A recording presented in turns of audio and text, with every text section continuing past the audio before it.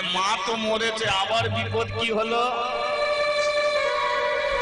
বলে তোর শ্বশুর বাড়ি থেকে তোর শ্বশুর বেশ কিছু লোকজন এনেছিল, সেই লোকজন নিয়ে এসে তোর স্ত্রীকে সারা জীবনের মতো তোর কাছ থেকে নিয়ে চলে গেছে।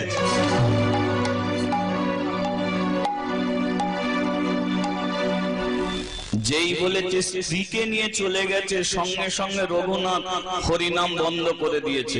কি বললে? তো স্ত্রীকে নিয়ে চলে গেছে। কেন আমার স্ত্রীকে নিয়ে গেল কেন? তুই তো একটা পাগল, তুই তো একটা পাগল। তোর মা মরার সময় বলে গেল যে তুই তার জন্য ওষুধ পর্যন্ত কিনে দিস না, আর তোর স্ত্রীকে যখন নিয়ে চলে যাচ্ছে, আমরা এই প্রশ্নটাই করেছিলাম যে রঘুনাথের স্ত্রীকে নিয়ে চলে যাচ্ছ কেন? তো তারা বলেছিল মোড়ল মশাই আমাদের কপাল খারাপ, মেয়েটাকে দিয়ে দিলাম ওই ছেলেটার সঙ্গে, মেয়েটা কি খায় কোনোদিন দেখলো না। দেখেছেন কি কাপড় পরে আছে, যাকে এক মুঠো দুবেলা দুমুঠো খেতে দিল না, যাকে একটা পরার কাপড় পর্যন্ত দিল না, তাহলে আমার মেয়েটাকে এই ঘরে রেখে মেয়েটাকে মারবো? তাই আমরা লিখিত করে নিয়ে চলে যাচ্ছি, আর কোনোদিন মেয়েটাকে এই বাড়িতে পাঠাবো না। আমাদের মেয়েটা শাঁখা সিঁদুর ফেলে দিয়ে আবার নতুন করে কোনো ছেলের সঙ্গে তার বিয়ে দেবো। যেই এটা বলেছে, সঙ্গে সঙ্গে রঘুনাথ ওই নদীর ঘাটে বসে হাউমাউ করে কাঁদতে শুরু করেছে। অন্নপূর্ণা,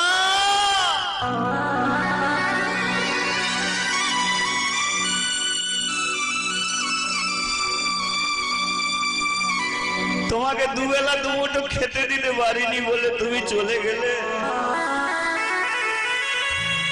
তোমাকে দামি শাড়ি কিনে দিতে পারিনি বলে তুমি চলে গেলে, একবারও তুমি আমার দিকটা তাকাই দেখলে না যে তুমি চলে গেলে আমার কি হবে, আমি কাকে নিয়ে হরিনাম করবো, জীবনটা আমি কাটাবো। গ্রামের মোড়লরা বলে, এ রঘুনাথ তোর মা মরে গেল, তুই এক ফোঁটা কাঁদলি না, আর যেই বললাম তোর স্ত্রী তোকে ছেড়ে চলে গেছে, তুই কেঁদে কেঁদে বুক ভাসিয়ে দিচ্ছিস, তাহলে আমরা কি বুঝবো যে তোর মায়ের চেয়ে তোর স্ত্রীকে বেশি ভালোবাসিস? রঘুনাথ বলল, হ্যাঁ আমি আমার মায়ের চেয়ে আমার স্ত্রীকে বেশি ভালোবাসি, কারণ বিপদে বন্ধু চেনা যায়, দারিদ্রতায় স্ত্রী। मेरे भाई फेसबुके बंधु, व्हाट्सएपे बंधु, बिछानाय शुए हेलो बंधु, किन्तु बंधुर यदि विपद हय सेई बंधु छुटे एसे यदि तार पाशे एसे दाঁড়ায় ताहले जानबे सेई हलो तार प्रकृत बंधु। विपदे बंधु चेना जाय, दारिद्रताय स्त्री। স্বামীর টাকা আছে, স্বামীর টাকা আছে, সেই টাকা নিয়ে সুন্দর শাড়ি পরে সোনার গয়না গলায় দিয়ে গালে পান নিয়ে মার্কেটে বক বক করা যায়, কিন্তু স্বামী যদি হঠাৎ করে অ্যাক্সিডেন্ট হয়, স্বামীর যদি দুটো পা কাটা যায়, সেই স্ত্রী সেই স্বামীকে নিয়ে যদি জীবন কাটাতে পারে তাকেই বলে প্রকৃত স্ত্রী। আমার হলো সেই স্ত্রী, আমি ওকে খেতে দিতে পারিনি, ওকে কোনোদিন আমি দামি শাড়ি কিনে দিতে পারিনি, কিন্তু আমার স্ত্রীর কোনো অভাব ছিল না। শুনবেন মোড়ল মশাই, কেন আমি মায়ের জন্য না কেঁদে আমার স্ত্রীর জন্য কাঁদব? আমি এই সকালবেলা হরিনাম করতে আসি, সন্ধ্যেবেলা আমি বাড়ি ফিরি, আমার স্ত্রী সবাইকে খেতে দেয় কিন্তু নিজে খায় না। কেন খায় না? আমি খাই না বলে। সন্ধ্যেবেলা আমি বাড়ি যখন ফিরি, আমার স্ত্রী আসন পেতে আমাকে খেতে দেয়, আমি পেট ভরে ভাত খেয়ে নিই। আমার স্ত্রী কি খেয়েছে কি না খেয়েছে আমি কোনোদিন তাকিয়ে দেখিনি, কিন্তু আমার স্ত্রী কোনোদিন আমাকে দুঃখের কথা সে জানায় না। তারপরে রাত্রিকালে আমি যখন বিছানায় শয়ন করতাম, আমার স্ত্রী আমার চরণ সেবা করবে। বলুন মোড়ল মশাই, কোন স্ত্রী আছে রাত্রিকালে একজন স্ত্রী স্বামীর কাছে যায় সন্তান পাওয়ার জন্য, দামি শাড়ির জন্য, সংসারের অভাব জানাবার জন্য, সংসারের কষ্ট জানাবার জন্য, ছেলে মেয়ে কিভাবে মানুষ হবে সেই কথা বা জানাবার জন্য। কিন্তু আমার এটা কোনো দিনের জন্য সে জানাতো না, আমার চরণ সেবা করতো। আমার মনে বড় কষ্ট হতো। আমি তাকে বলতাম, অন্নপূর্ণা, আমি তোমাকে দুবেলা দুমুঠো খেতে দিতে পারি, আমি তোমাকে দামি জিনিস কিনে দিতে পারি, কিন্তু তুমি আমার চরণ সেবা করো, এটা আমার বড় কষ্ট। আমার স্ত্রী বলতো যে তোমার যদি চরণ সেবা না করে দিই তাহলে আগামীকাল হরিনাম করবে কি? মানে তুমি কাশীর ঘাটে নেচে নেচে হরিনাম করো, রাত্রিকালে যদি ঘুমিয়ে পড়ো তোমার পায়ে অসহ্য যন্ত্রণা, কষ্ট পাও। তো আজকে আমি চরণ সেবা করে দিচ্ছি যাতে আগামীকাল আবার তুমি নেচে নেচে হরিনাম করতে পারো, নেচে নেচে তুমি কৃষ্ণ নাম করতে পারো। বলুন কোন স্ত্রী স্বামী হরিনাম করবে তার জন্য চরণ সেবা করবে? আমার স্ত্রী কোনদিন সন্তান চায় না, কোনদিন টাকা পয়সা চায় না। আমার স্ত্রী বলবে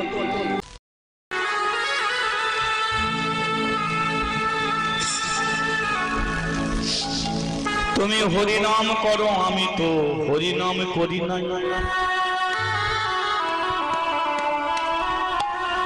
মৃত্যুর পরে তুমি ভগবানের কাছে যাবে,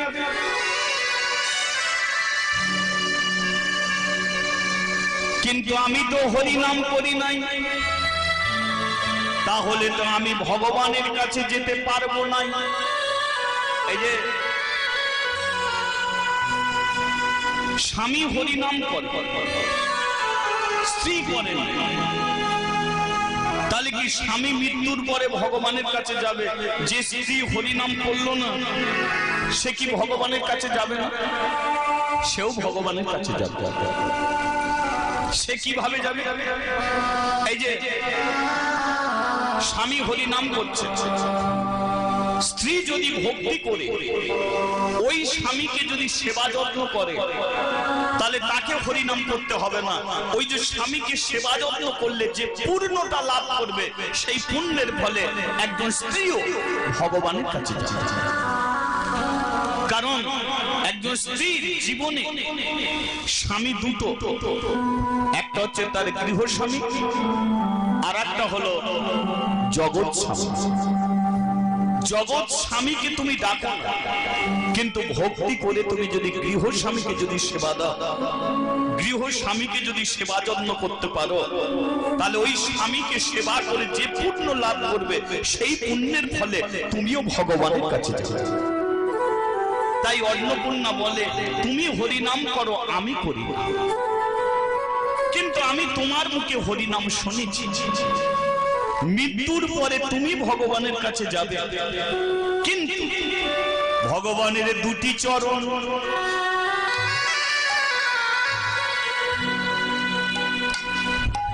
তুমি ভগবানের দুটি চরণ ধরবে না।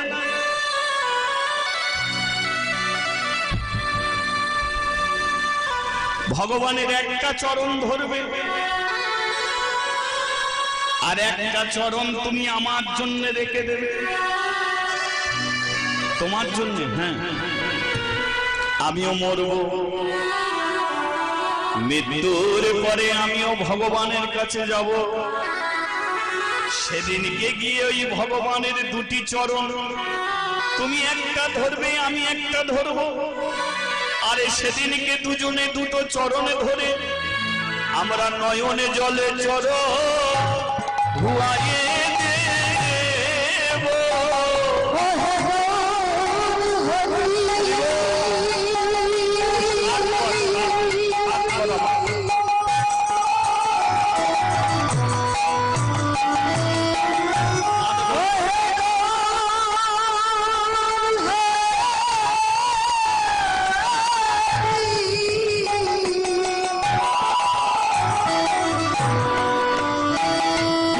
Yeah.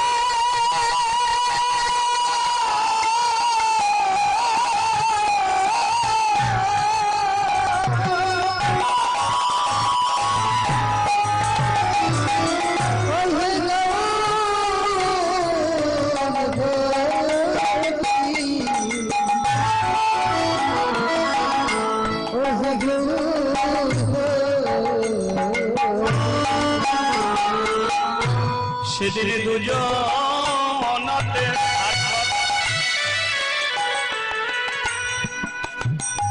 চরণে জড়াইয়ে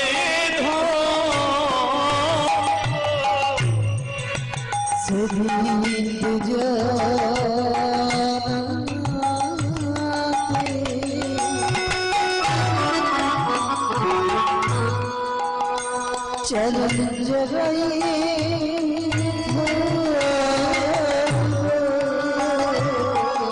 নয়নের জলে আমরা বুক ভাসায়ে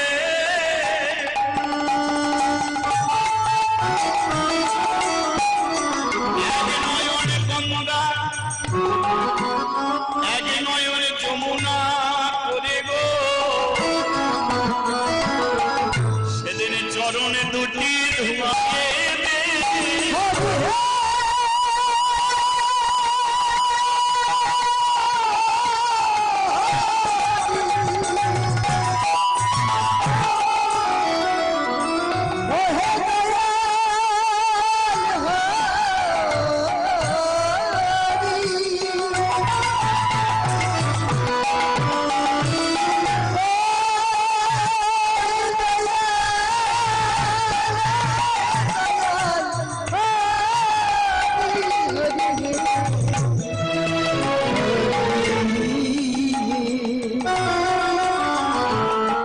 বড় সাদে জাগে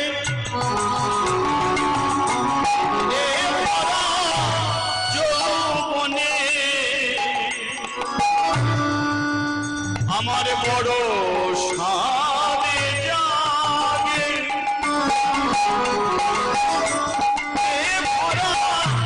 যৌবনে মিলিব তোমারি সনে আমাদের মিলন হবে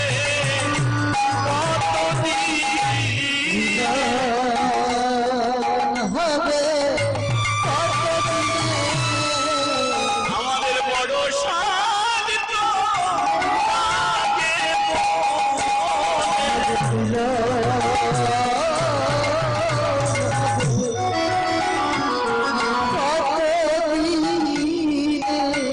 আমি এই আশাতে বসে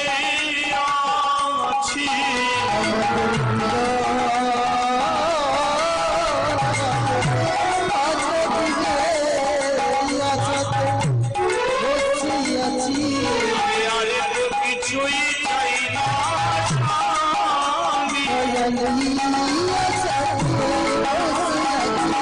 চরণে ধরে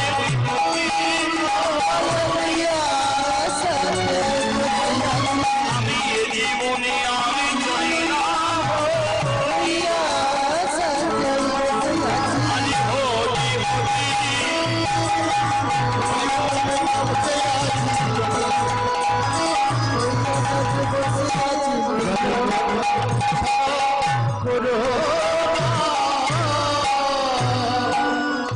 बोलिए राधा माधव की गिरिराज श्री कृष्ण की ঘটনাটা ঘটলো কাশীতে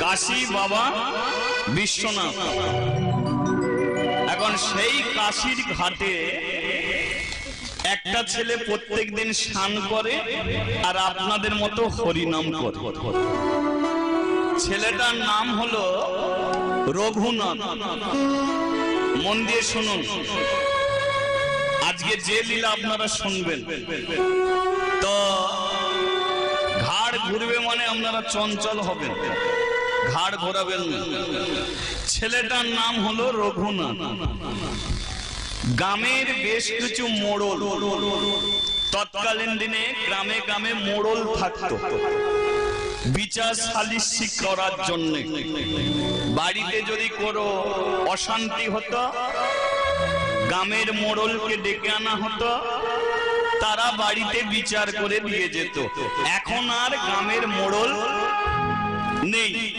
কেন কারণ এখন মোড়লরা কার বিচার করবে তাদেরই বিচার করার জন্য লোক ছোটাছুটি করে তাই না তাহলে এখন সেসব মোড়ল নেই। কিন্তু তখন ওই গ্রামের বেশ কিছু মোড়ল কাশির ঘাটে গিয়ে ছেলেটাকে ডাকছে, এ রঘুনাথ, রঘুনাথ। হ্যাঁ আগে বলুন কি হয়েছে মোড়ল মশাই, তাড়াতাড়ি বাড়ি যা। এই তো সবে হরিনাম শুরু করলাম, এখন বাড়ি যাব কেন? যা তাড়াতাড়ি বাড়ি যা। কেন? আমি হরিনাম করব, আমি বাড়ি ফিরবো কেন? বললে কথা শুনছিস না কেন? শোন, কিছুক্ষণ আগে তোর মা মরে গেছে। আচ্ছা, কোনো ছেলেকে যদি বলে যে মা মরে গেছে,